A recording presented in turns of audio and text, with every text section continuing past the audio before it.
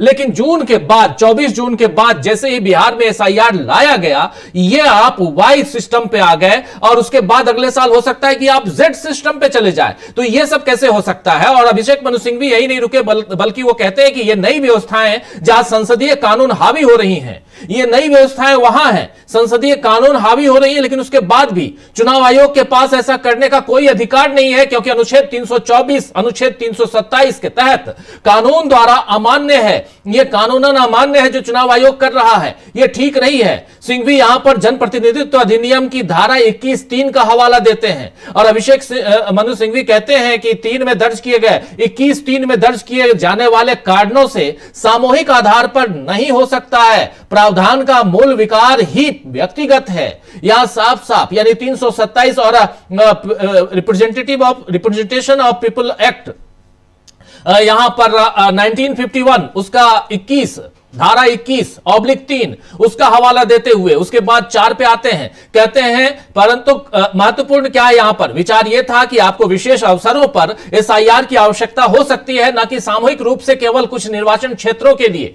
आप पूरे देश में कर लीजिए, लेकिन कुछ निर्वाचन क्षेत्रों के लिए यहां पर यह बातें आ रही है और सामूहिक रूप से ना बल्कि कुछ निर्वाचन क्षेत्रों में एसआईआर की व्यवस्था हो सकती थी। 5वां पॉइंट यहां इन्होंने रखा है कि धारा 21(3) का पहला भाग आप देखिए, उसमें प्रक्रिया निर्धारित तरीके से होनी चाहिए थी।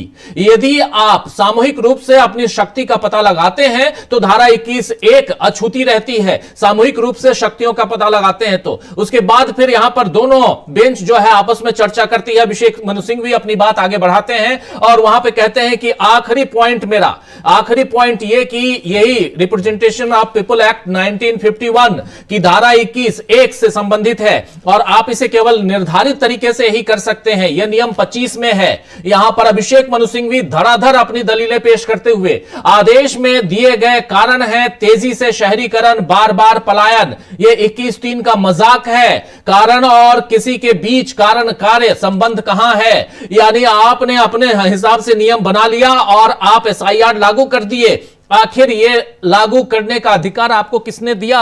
ये बातें यहां कही जा रही हैं। अभिषेक मनु सिंघवी यही नहीं रुकते, कहते हैं भारत रूरबन बन गया है, यानी रूरल और अर्बन रूरबन बन गया है। जब हम यात्रा करते हैं तो हमें पता ही नहीं चलता कि हम कब रूरबन और कब पूरी तरह से शहरी हो जाते हैं। यानी रूरल एरिया जो है वो भी अर्बनशिप में ट्रांसफर हो चुकी है, यानी वो जो क्षेत्र है, वो क्षेत्र जो पहले ग्रामीण क्षेत्र कहलाता था, अब वो भी अर्बन की तरफ जा रहा है। और सिंह भी यहां पे कहते हैं कि आप वही रिप्रेजेंटेशन ऑफ पीपल एक्ट 1951 की धारा 21 का 3 आपको धारा 21(1) पर ले जाता हूं, जहां माननीय न्यायाधीश नियम 25 रूल्स संशोधन नियम 1960 जोड़ सकते हैं। यहां पर तमाम नियमों को यहां रख रहे हैं अभिषेक मनु सिंघवी। और इसके बाद जस्टिस बागची यहां पर अपनी बात रखते हैं। जस्टिस बागची कहते हैं क्या एसआईआर इस नियम के अनुसार किया जाना चाहिए? नियम 25 के तहत कारण बताएं या कारणों के लिए कुछ विवेकाधिकार छोड़ा जाना चाहिए? इस पर अभिषेक मनु सिंघवी कहते हैं जवाब है नहीं, नो सर,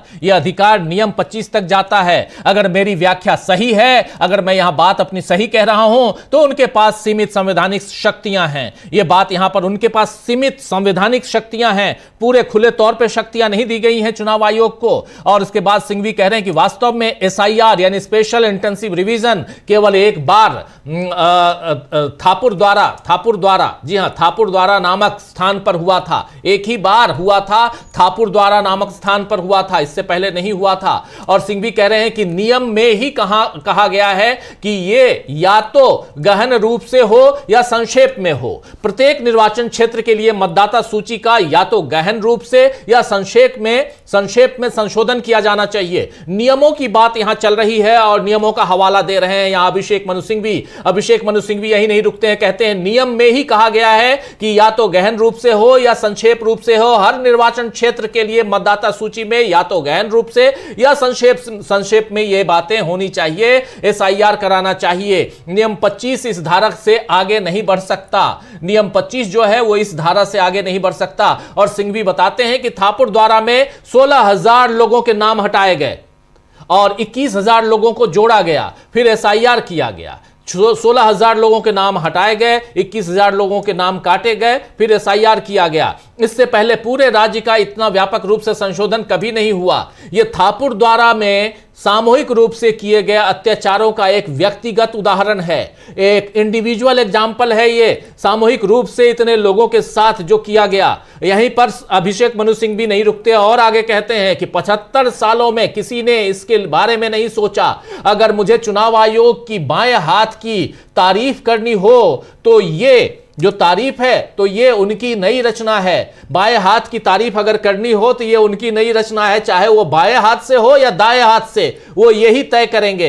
ये सारी बातें यहां करते हुए रखते हुए अभिषेक मनु सिंह भी और सीधा प्रहार करते हुए अमलेंदु जी हमारे साथ जुड़ गए हैं। अमलेंदु जी, आपका स्वागत है इस कार्यक्रम में और बहुत ही गहमा गहमी का आलम। और आप याद कीजिए कि इससे पहले अभिषेक मनु सिंघवी ने जो पिछली दलील पेश की थी उसमें 324 और 327 का जिक्र किया था और खासकर उन्होंने यह साबित करने की कोशिश की कि यहां चुनाव आयोग जो है वो संसद नहीं है। संसद में नियम बनते हैं, चुनाव आयोग अपने ही बाएं हाथ से नियम बनाता है, दाहिने हाथ से उसकी तारीफ करता है। आखिर चुनाव आयोग को इतनी शक्तियां आखिर दी किसने?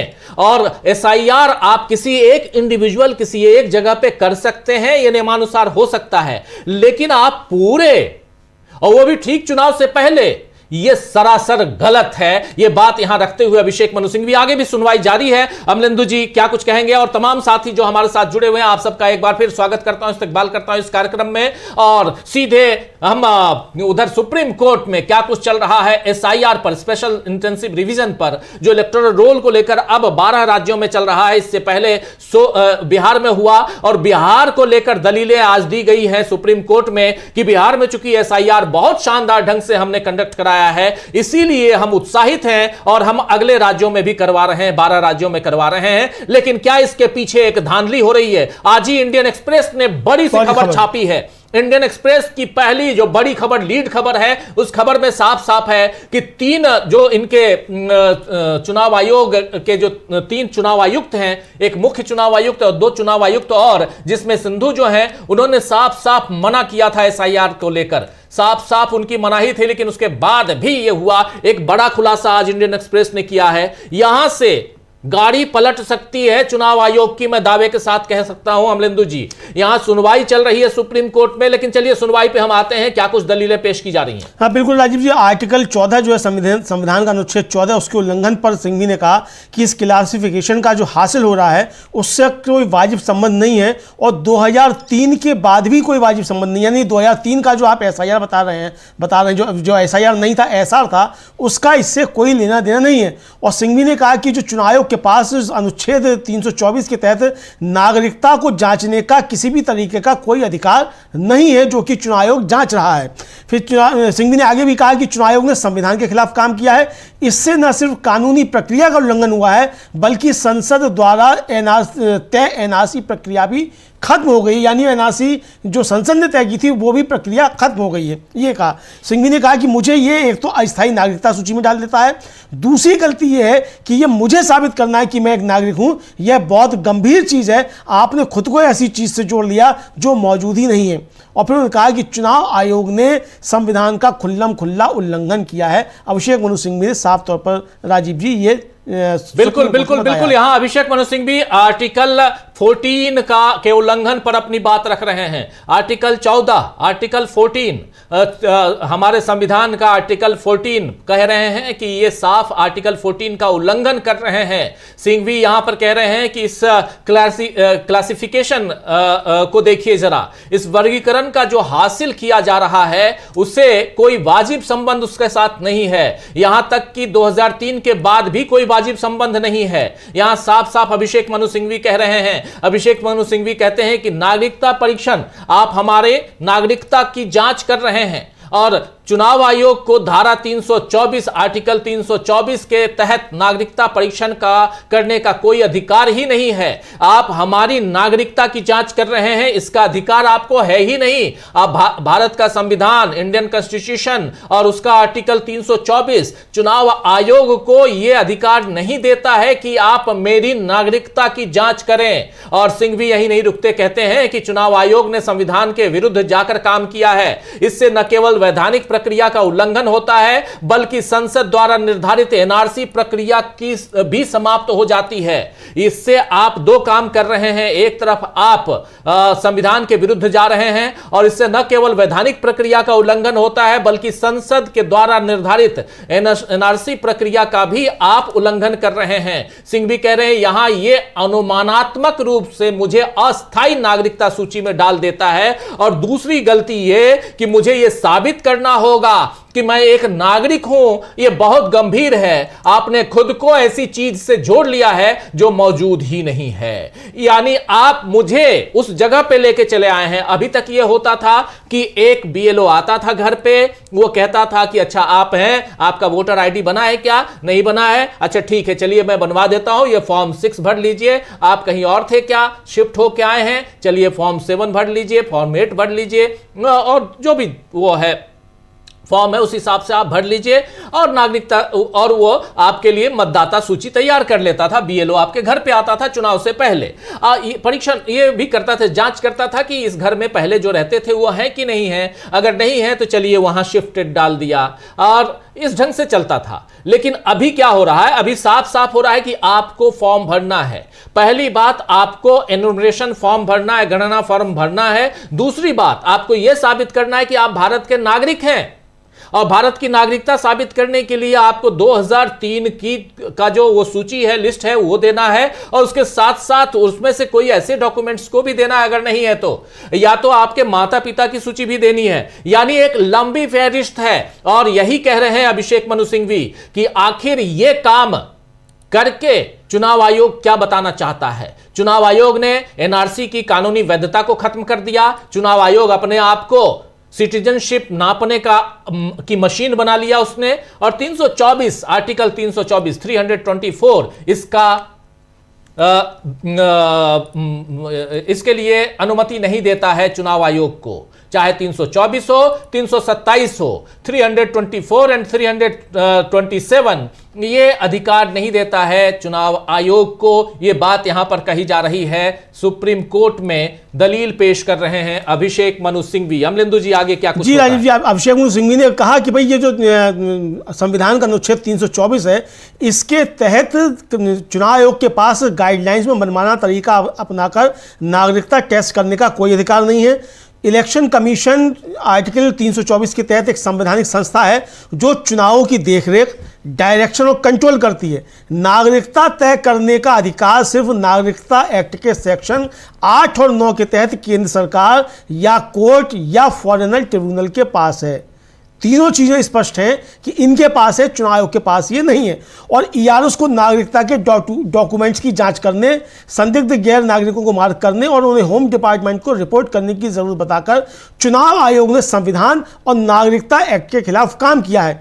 इसने चुनावी प्रोसेस के जरिए नागरिकता तय करने का एक पैरेलल सिस्टम बना दिया है। यह कानूनी सीमाओं को तोड़ता है और पार्लियामेंट की मंजूरी के बिना इनडायरेक्ट एनआरसी की चिंता को बढ़ाता है।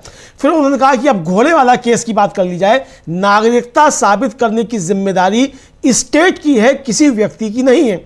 यदि कोई व्यक्ति भारतीय नागरिक है या नहीं है, यह तय करने का काम सिर्फ और सिर्फ केंद्र सरकार ही कानून के तहत तय प्रक्रिया के तहत कर सकती है, चुनाव आयोग नहीं कर सकता। लेकिन यहाँ चुनाव आयोग ने दो काम किए हैं। इसने मुझे अंदाजे में एक तो टेम्परेरी नागरिकता जो है उसकी लिस्ट में डाल दिया। यह मेरी भाषा है लेकिन इसका असर साफ है। ओरिजिनल लिस्ट एक अंदाजे से टेम्परेरी लिस्ट बन जाती है। दूसरा, मुझे यह साबित करना होगा कि मैं एक नागरिक हूं, जिम्मेदारी उलट गई है, वे मेरे खिलाफ आपत्ति दर्ज करते हैं और मुझे फैसले के लिए मजबूर किया जाता है। यह बहुत गंभीर मामला है। चुनाव आयोग ने खुद को एक ऐसी शक्ति दे दी है जो उसके पास नहीं है। इसने एक अंदाजा लगा लिया और इसने बोझ को दूसरी तरफ कर दिया है।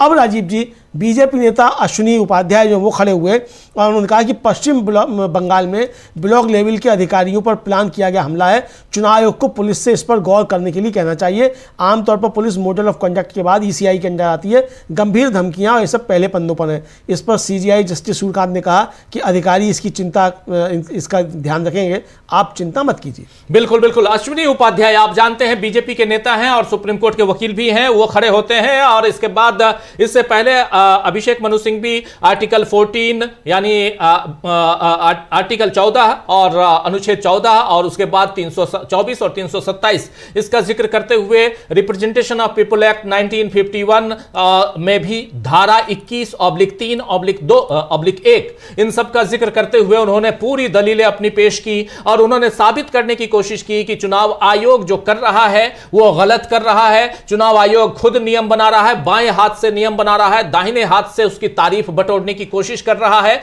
जो सरासर गलत है। चुनाव आयोग ये काम नहीं कर सकता। चुनाव आयोग नागरिकता प्रूफ करने के लिए किसी भी अपने देश के यानी भारत के किसी भी नागरिक से नहीं कह सकता और वो ये काम करवा रहा है और इससे एनआरसी को भी यहां पर कहीं ना कहीं झटका है। ये बात यहां पर चुनाव आयोग की तरफ के लिए और उस पर अपनी बात रखते हुए, दलील रखते हुए कह रहे थे अभिषेक मनु सिंघवी। अभिषेक मनु सिंघवी ने इसके साथ अपनी बातों को कंक्लूड किया और कंक्लूड करने के बाद जब आगे बढ़े तो खड़े हो गए यहां अश्विनी उपाध्याय जो बीजेपी के नेता हैं और उन्होंने साफ साफ पश्चिम बंगाल का जिक्र करते हुए कहा कि पश्चिम बंगाल में ब्लॉक लेवल पर के जो अधिकारी हैं उन पर एक सुनियोजित हमला हो रहा है। सुनियोजित हमला हुआ है, सोची समझी रणनीति के तहत ब्लॉक लेवल के अधिकारियों के ऊपर हमला किया गया है। Block level officers in West Bengal इनके ऊपर हुआ है। चुनाव आयोग को पुलिस से इस पर गौर करने को कहना चाहिए। आमतौर पर आदर्श आचार संहिता लागू होने के बाद पुलिस चुनाव आयोग के अधीन आ जाती है। गंभीर धमकियां हैं और यह सब पहले पन्ने पर छपा है। यह बात यहां पर कही जा रही है कि यह सब फर्स्ट फ्रंट पेज पर छापा गया है, यानी यहां साफ साफ बताया जा रहा है कि पश्चिम बंगाल में इस बात का मतलब यह है अमलेंदु जी कि पश्चिम बंगाल का जो प्रशासन है अभी से चुनाव आयोग अपने कब्जे में कर ले और हालांकि यह काम होता है जब चुनाव की घोषणा हो जाती है, आदर्श आचार संहिता का लागू हो जाती है तब, लेकिन इनका कहना है महोदय का, वकील साहब और बीजेपी के नेता अश्विनी उपाध्याय जी का, कि अभी से ही कंट्रोल में कर ले, वहां के पुलिस को चुनाव आयोग अपने कब्जे में कर ले ताकि सब कुछ चुनाव आयोग के हिसाब से चले। यह देश है, यह देश चल रहा है, यह भारत लोकतंत्र है। यह भारत नॉर्थ कोरिया नहीं है महानुभाव, यह नॉर्थ कोरिया नहीं है। अभी संचार ऐप की बात बहुत हो रही है जो हर मोबाइल में अभी जाना है, ठूस करके आपके पास मोबाइल, अब आप अगला मोबाइल जो भी खरीदेंगे उसमें भारत सरकार अपने लिए पहले से व्यवस्था कर रखी है जासूसी की। यह कहा जा रहा है, मुझे नहीं पता वो जासूसी है या कुछ और है, लेकिन उसके जो फीचर्स हैं उससे तो साफ नजर आ रहा है कि कहीं ना कहीं आपकी जासूसी हो रही है। तो उस पर भी हम चर्चा करेंगे और राहुल गांधी ने कहा कि इस पर हम चर्चा करेंगे वहां संसद के अंदर, इस पर मैं अपनी बात रखूंगा। लेकिन यहां बहुत महत्वपूर्ण बात है कि यहां क्यों कह रहे हैं कि इस पर हालांकि जब कहा गया है कि पुलिस को कहना चाहिए चुनाव आयोग क्योंकि पुलिस जो है वो ब्लॉक लेवल अधिकारियों पर हमला न करे, वहां की जनता न हमला करे। वेस्ट बंगाल में तो सीजेआई ने कहा है, मुख्य न्यायाधीश जस्टिस सूर्यकांत ने कहा है कि वहां के अधिकारी इसका ध्यान रखेंगे, आप चिंता न करें। इतना कह के ये बेंच उठ गई है। हाँ आगे लेकिन और भी कुछ, हाँ राजीव जी, आप आगे भी काफ़ी कुछ हुआ है, मतलब बीच में ही काफ़ी कुछ हुआ है। अभिषेक मनु सिंघवी ने बीच में दो तर्क जो है बहुत मजबूत दिए राजीव जी, और वो ऐसे तर्क हैं कि जिनके सामने एक तरह से कहा जाए कि ज़बरदस्त तरीके से मतलब चुनाव आयोग घिरता हुआ नजर आया। एक तो उन्होंने कहा कि 75 साल में किसी ने इस तरह की सोच के बारे में नहीं सोचा था। बहुत सम्मान के साथ मुझे चुनाव आयोग की तारीफ करनी चाहिए, यह सच में चुनाव आयोग का नया इनोवेशन है। मतलब ये उन्होंने तंज किया था, यह लेफ्ट हैंडेड और राइट हैंडेड दोनों, किसी ने कभी इनके बारे में नहीं सोचा। और फिर पेज 141 पर उन्होंने संबंधित लोगों के खिलाफ कड़ी कार्रवाई की। ठीक है, हमें इससे कोई मतलब नहीं है। बात मतलब की है कि आपको एक प्रॉब्लम है, आप सीरियस हैं, आपको पावर चाहिए, लेकिन आप ऐसी पावर का इस्तेमाल कर रहे हैं जो है ही नहीं, या किसी और चीज़ का, या बिल्कुल अलग चीज़ है। संविधान के लिए हमें अनुच्छेद 14, अनुच्छेद 21 दोनों को देखना होगा, दोनों जरूरी हैं। अनुच्छेद 14 एंटी डिस्क्रिमिनेशन गारंटी है। मीलॉट्स पुराने केस याद करेंगे, एंटी डिस्क्रिमिनेशन पर मल्लेश चिरंजीव डालमिया तेंदुलकर कमीशन 1974 का क्लासिफिकेशन डॉक्ट्रिन। जस्टिस भगवती ने पहली बार आर्बिट्रीनेस का प्रिंसिपल स्थापित किया। उसके बाद कई जजमेंट आए, लेकिन उन्होंने एक ऐसा प्रिंसिपल मजबूती से स्थापित किया जो हमारे रिपब्लिक के पहले 25 सालों तक मौजूद नहीं था। इसकी पहले कल्पना की गई थी, यह धीरे धीरे विकसित हुआ और यह केस के लिए बहुत एक बात जरूरी यहाँ है। लेकिन मैं थोड़ा सा इससे डिफर, बहुत सारे साथी सोचते होंगे कि अभी एक साथी हमारे लिख रहे हैं, संतोष सिंह साहब लिख रहे हैं कि ये बहस होते होते सारे चुनाव हो जाएंगे।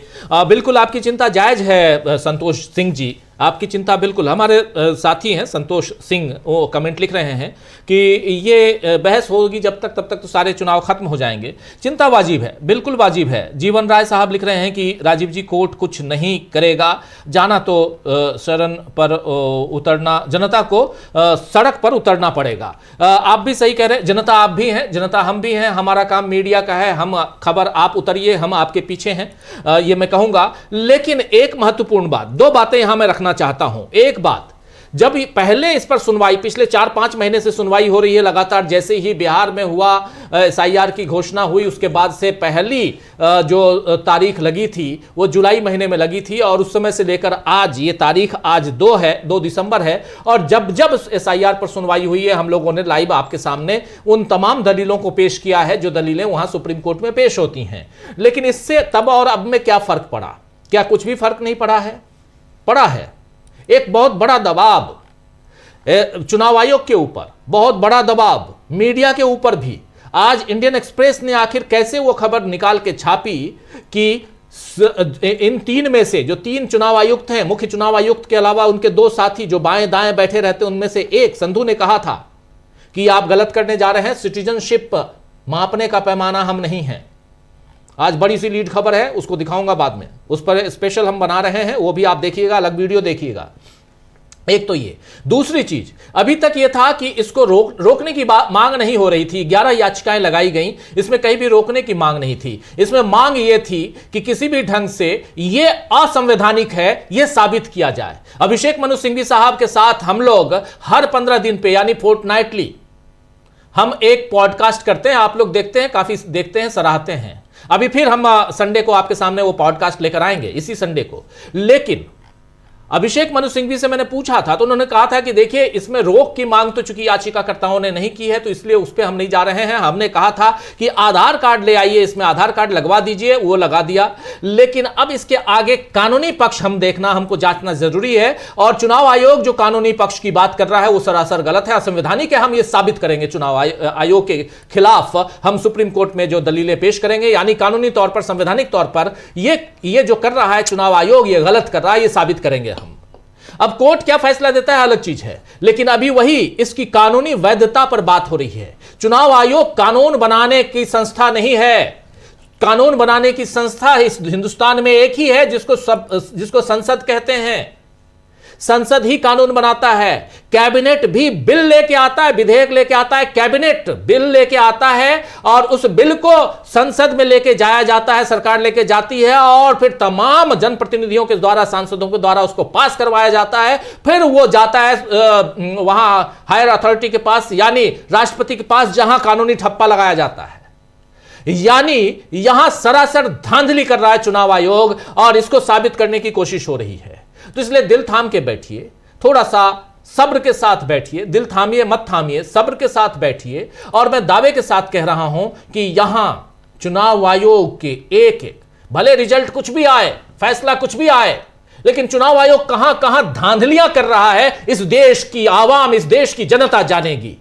और चुनाव आयोग का काम आपका, हमारा सिटीजनशिप नापने का काम नहीं है उनका। चुनाव आयोग का काम यह नहीं है कि आपसे पूछे कि आप भारतीय हो, इंडियन हो या नहीं हो। लेकिन चुनाव आयोग आज पूछ रहा है, यही गलत है। और यही साबित करने की कोशिश यहां तमाम वकील, वर्ष वकील कर रहे हैं। इसी से संबंधित हम बात कर रहे हैं। हम लेंदू जी प्लीज अपनी बात आगे बढ़ाइए। हाँ, बिल्कुल राजीव जी, और काफ़ी महत्वपूर्ण बातें जो हैं अभिषेक मनु सिंघवी ने आज डाली हैं। और सबसे बड़ी बात ये कि उन्होंने बताया कि वो घोड़े वाला केस का उन्होंने जिक्र किया। और राजीव जी, हम लोग लगातार चर्चा करते रहते हैं कि लाल बाबू हुसैन मामला जो है वो उसमें साफ तौर पर सुप्रीम कोर्ट की 3 जनों की खंडपीठ का आदेश है कि नागरिकता चुनाव आयोग तय नहीं कर सकता। और नागरिकता जो अगर एक बार किसी का लिस्ट में नाम आ गया तो उसको हटा भी नहीं सकता। आप उसको ड्यू प्रोसेस जो है उसको करें। तो इस ड्यू प्रोसेस पर भी अभिषेक मनु सिंघवी ने उस पर काफ़ी अपनी जो थी वो बात रखी राजीव जी। और अभिषेक मनु सिंघवी ने जो था अपनी जो तर्क दिए, उन्होंने कहा कि ये जो तीसरा स्टेज तो जो था वो मेनका गांधी का था और कोर्ट ने असल में ड्यू प्रोसेस शुरू किया, लेकिन मिस्टर BN राव के इरादे के बारे में सिर्फ बातें की। इसे प्रोसीजरल ड्यू प्रोसेस कहा गया। मेनका को सिर्फ उसी कैटेगरी में रखा गया था। मिस्टर राव विदेश गए थे और जस्टिस फ्रैंक फर्टर से मिले थे। फ्रैंक फर्टर ने उनसे कहा कि जो चाहो करो, लेकिन अपने संविधान में ड्यू प्रोसेस शब्द का इस्तेमाल मत करो। तो हमारे ओरिजिनल आर्टिकल 21 फॉर्मुलेशन को कानून द्वारा स्थापित प्रोसीजर के अनुसार जापानी फ्रेज में बदल दिया गया, ड्यू प्रोसेस को हटा दिया गया। इसीलिए मेनका को प्रोसीजरल ड्यू प्रोसेस का लेवल दिया गया। तो ये कानूनी भाषा है राजीव जी, लेकिन ड्यू प्रोसेस जो है वो हटा दिया गया। ये बता रहे हैं कि जिस समय संविधान तैयार हो रहा था उस समय ये बात बिल्कुल। लेकिन एक बात, जब हम चुनाव आयोग की बात कर रहे हैं तो एक बात और सुप्रीम कोर्ट को समझनी होगी। सुप्रीम कोर्ट की विश्वसनीयता, क्रेडिबिलिटी खतरे में है। सुप्रीम कोर्ट की क्रेडिबिलिटी खतरे में है। हमारे तमाम साथी लिख रहे हैं कि सुप्रीम कोर्ट से कुछ नहीं होने वाला। हमारे कई सारे साथी मैं देख रहा हूं जो लिख रहे हैं कि सुप्रीम कोर्ट से फैसला नहीं आएगा। अशोक शर्मा जी लिख रहे हैं, राजीव जी चुनाव में बेईमानी हो चुकी है। चुनावों के नतीजे पहले से ही तय होते हैं, संपूर्ण विपक्ष को चुनाव। तो एक तरफ चुनाव में बेईमानी, सुप्रीम कोर्ट में जिस फैसले का इंतजार आप करते हैं वो फैसला नहीं सुप्रीम कोर्ट से, तो आखिर क्या होगा? संतोष सिंह साहब कह रहे हैं फैसला कब आएगा, चुनाव आयोग ही कोर्ट देख। उसके बाद जेटे साहब अभी अभी हमारे मेंबर बने हैं, उन्होंने न्याय होगा सवाल पूछ रहे हैं। ये कैनिट लाल साहब लिख रहे हैं कि राजीव जी कोर्ट में कुछ नहीं होने वाला, ये आप भी जानते हैं और मैं भी जानता हूं। देखिए कोर्ट में कुछ नहीं होने वाला, ये जो है ये अविश्वास कोर्ट के प्रति है। बिल्कुल आप सही कह रहे हैं कैनिट साहब और आप तमाम साथी कि कोर्ट में कुछ नहीं होने वाला, ये अविश्वास आखिर क्यों हुआ? ये क्रेडिबिलिटी कोर्ट की कैसे खत्म हो गई? इसलिए खत्म हो गई क्योंकि सुप्रीम कोर्ट से बहुत जगहों पे जो न्याय मिलनी चाहिए थी नहीं मिली। और उसका एक बहुत बड़ा उदाहरण दे देता हूं। आज ही सुबह सुबह सुनवाई हुई है, उसके बाद अभी थोड़ी देर बाद फिर से सुनवाई होगी। सुनवाई किसकी है? दिल्ली दंगे में 4 आरोपी मुख्य रूप से, जिसमें उमर खालिद है, शर्जील इमाम है, गुलफिशा फातिमा है, मीरन हैदर हैं। इन चारों की आज फिर से सुनवाई शुरू हुई। थोड़ी देर अभिषेक मनु सिंघवी ने अपनी दलील पेश की, उसके बाद में फिर कहा गया कि 12:30 बजे से करेंगे सुनवाई। इससे पहले आप याद कीजिए कि 2 बार सुनवाई ऑलरेडी टल चुकी है। 6 साल, 6वां साल लग रहा है। कोर्ट से एक वो गुनहगार है या नहीं है, एक आरोपी जमानत की अर्जी लेकर दर दर भटक रहा है, जमानत नहीं मिल रही है। यही कोर्ट है, यही सुप्रीम कोर्ट है। तो इसलिए आप जो कह रहे हैं आपकी निराशा जायज है दोस्तों, निराशा आपकी जायज है। आप निराश हैं, हम भी निराश हैं, लेकिन ये अब सुप्रीम कोर्ट को यह देखना है कि निराशा, हताशा इसको कैसे तब्दील करे, अपनी विश्वसनीयता, अपनी क्रेडिबिलिटी कैसे यहां पर लेकर आए और बरकरार रखे क्रेडिबिलिटी, चाहे वो चुनाव आयोग हो चाहे सुप्रीम कोर्ट हो। इस केस के जरिए सुप्रीम कोर्ट और चुनाव आयोग दोनों की क्रेडिबिलिटी जो है वो दांव पर है। अब देखना होगा सुप्रीम कोर्ट को। लेकिन अब उधर सुप्रीम कोर्ट में चूंकि ऑलरेडी बेंच उठ चुकी है, लंच का समय है, लंच के लिए जा चुके हैं। 2:15 बजे का समय दिया गया है, 2:15 का समय दिया गया है, जब फिर से इस पर सुनवाई होगी। जैसे सुनवाई शुरू होगी हम आपके सामने हाजिर होंगे। इस चर्चा को यहीं समाप्त करने की इजाजत चाहता हूं अमलेंदु जी। और उधर संसद में भी जहां कानून बनते हैं वहां पर भी गहमा गहमी का आलम है, बहुत गहमा गहमी है।